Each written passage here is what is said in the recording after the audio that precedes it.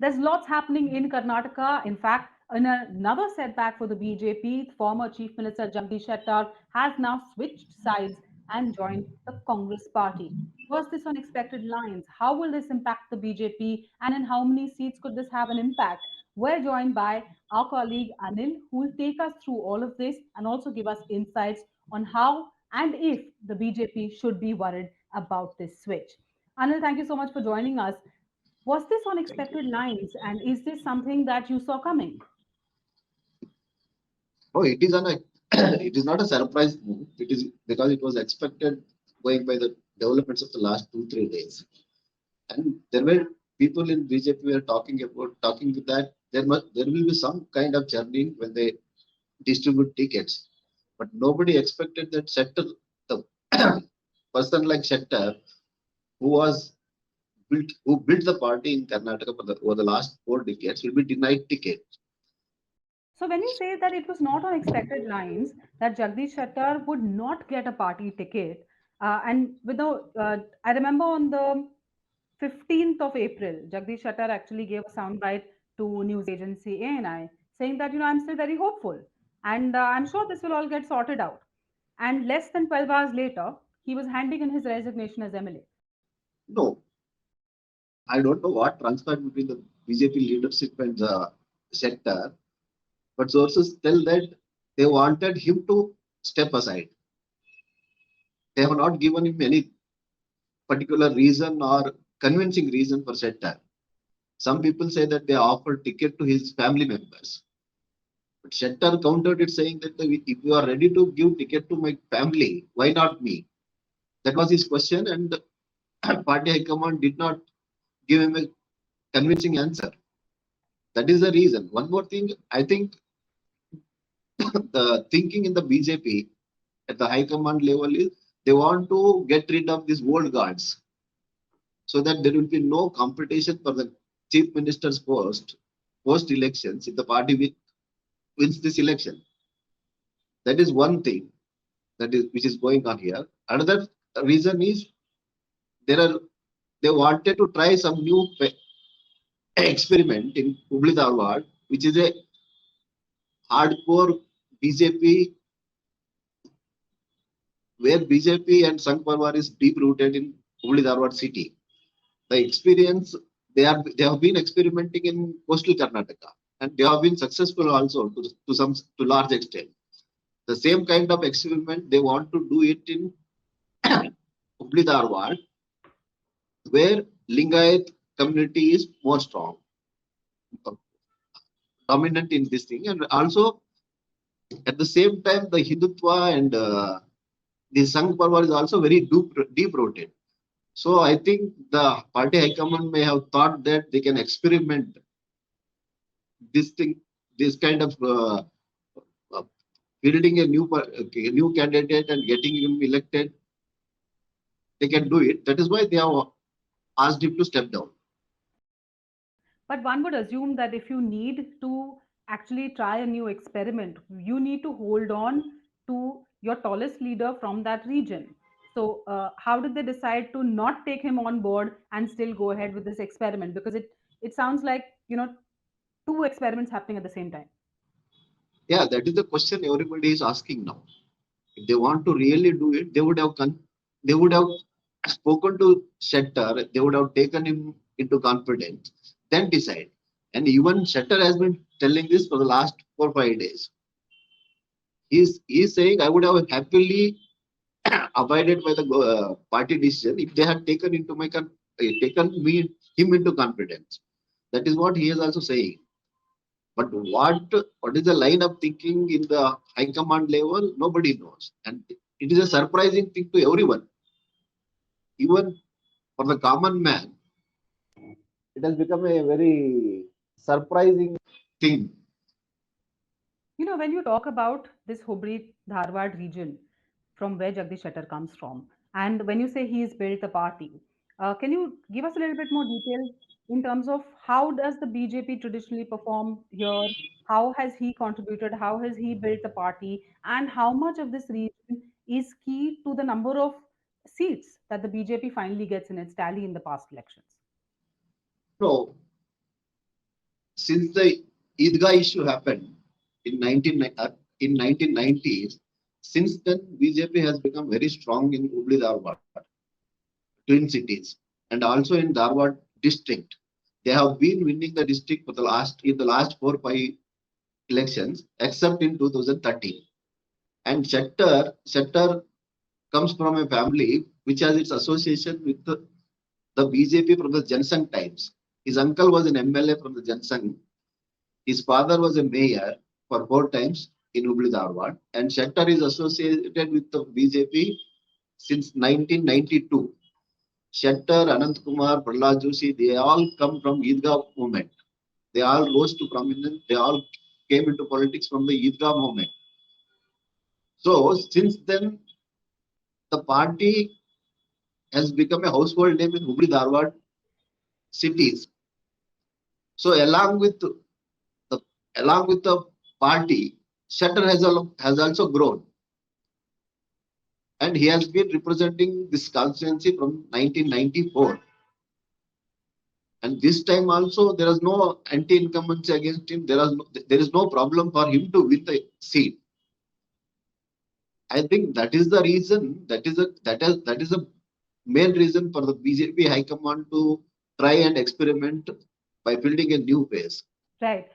And we heard the chief minister say that it's very unfortunate the BJP has treated him with respect. But when he joined the Congress party, speaking from the dais of the Congress party, he said, I was humiliated. Now, how will that play out for his voters and in his constituency? There is one thing here. Shettar per se is not a popular leader like Yediyurappa or Anant Kumar. He is not a popular leader. And all these years he has been a very silent politician, very soft spoken. We have never seen him speaking aggressively on anything. Even when he was denied chief minister's post in 2019, when Bommai was made chief minister, whom he had defeated in 1999. Then also he had not said uttered a word. But this time, what is happening is the Bommai and Union Minister Prahlad Joshi, both were his followers for some years ago, till some time now. Both of them have become very strong now. One has become chief minister, another has become very close to the BJP High Command. That is hurting Shettar. And this discontent was simmering over the last 4 5 months, because there were these talks that Shettar will be denied were going on for the last 6 7 months. And he was also humiliated by not providing to share dayas with the Prime Minister Narendra Modi when he visited Hubli. So all these things have made him feel that he is being neglected or humiliated. And when they decided to deny him ticket, that is, I think, that is the point where is When he finally decided that he's had enough and he will yeah, go ahead and make a statement. I mean, you're right. He's not been associated with an aggressive image. He's not been associated with somebody who says harsh words. But yeah, here yeah. we see him actually going ahead with a full-fledged rebellion. Even when Yediyurappa became chief minister in 2029 for the first time, he was denied ministerial berth. Then also he did not say anything. He was made speaker and he happily accepted that. Even when Bommai was made chief minister, whom he had defeated, and who is new entrant to the BJP. Bommai is not from originally a BJP man. True. Even then he did not utter a word. But this time his political survival is in question. That is why he has taken this stand.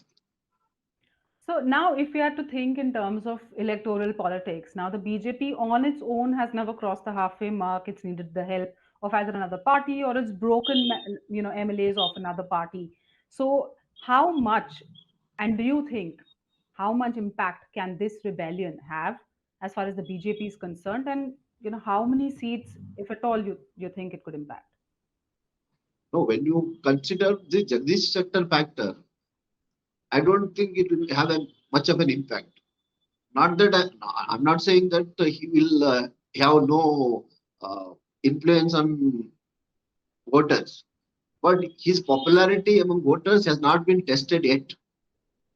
And this is the election that his popularity, whether his capability to influence on voters will be put to test.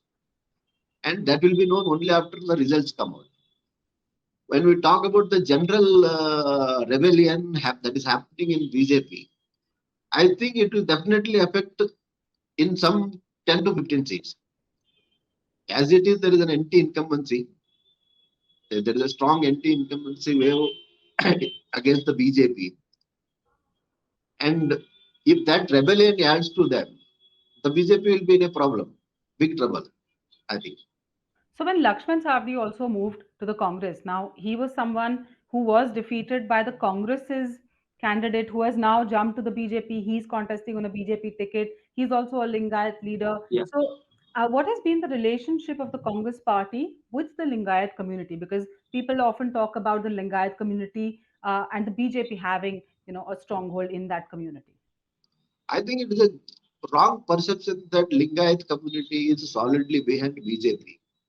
For example, if you take the last three elections, in 2008, Lingayats voted because Yadurappa was betrayed by the JDS.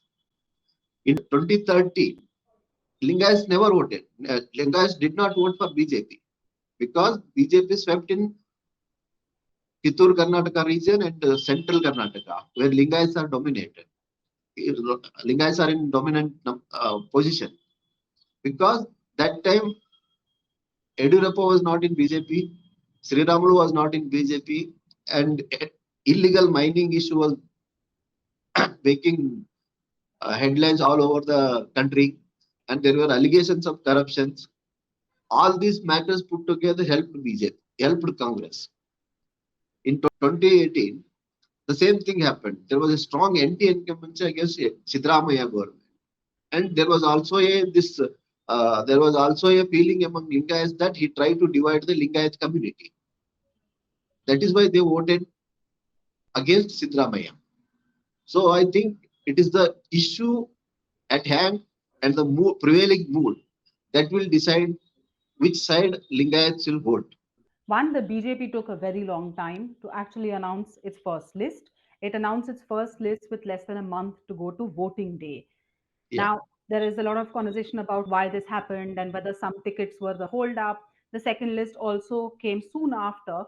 But the BJP has seen a lot of tussles and rebellion after the two lists have come out. And how do you see those rebellions? Because a lot of MLAs who were denied tickets are unhappy and have made their displeasure very known. How do you think that could play a role and impact the BJP? Yeah, definitely that will dent BJP to some extent, because already there are 4 to 5 MLAs have joined BJP, Congress, and Saudi has joined Congress, Shettar has joined, and the Congress has trying to build a perception that the BJP is neglecting Lingayats by showing Shettar and Saudi's development surrounding Shettar and Saudi. They are trying to build a narrative that BJP is against Lingayats. And in other constituencies, these rebel MLAs will definitely work against the BJP. That will have a double impact, no? Right. And as far as, I mean, all parties always say they're very confident of, reaching the halfway and beyond on their own. What's your sense of what you've been seeing on the ground?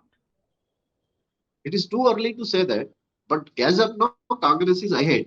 All people surveys are predicting the same, and developments happening in the BJP are also indicating the same.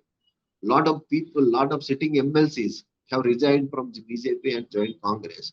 All these things are indicating towards and indicating that Congress may get close to majority, if not cross the halfway mark. They will get close to the halfway mark. But one thing is only unmeasurable factor as of now is the popularity, how the popularity of Modi will work. Because a lot of youngsters, lot of middle class people are in still in favor of Modi. We don't know in which way they vote. And Modi is, I think, holding around 20 rallies. Even in 2018, all people surveys had predicted Congress has an edge. But in the last 10-15 days, he changed the entire narrative. He changed the entire narrative and succeeded in building an image that Congress is a party of anti-Hindutva.